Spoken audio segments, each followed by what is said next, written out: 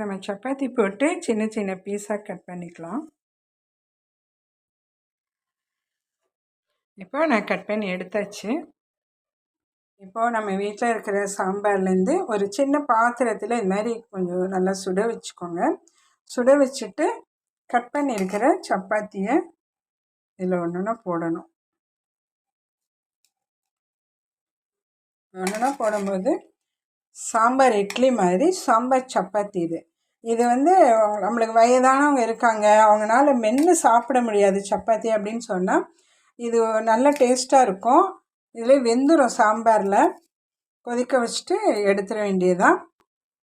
நீங்களும் அதை செஞ்சு பாருங்கள். ஏன்னா என்னதான் இருந்தாலும் சப்பாத்தி செஞ்சு அதில் வந்து நம்ம சாம்பார் ஊற்றி கொடுத்தாலும் அவங்களுக்கு வந்து அது மெல்றது கஷ்டமாக இருக்கும். ஆனால் இந்த மெத்தடில் செஞ்சால் அவங்களும் சாப்பிட்லாம், பல்லு இருக்கவங்களும் இதை சாப்பிட்லாம். இதை செஞ்சு சாப்பிட்டு பாருங்கள்.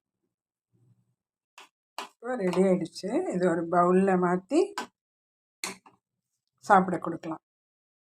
இப்போ ரெடி, சாம்பார் சப்பாத்தி ரெடி ஆயிடுச்சு.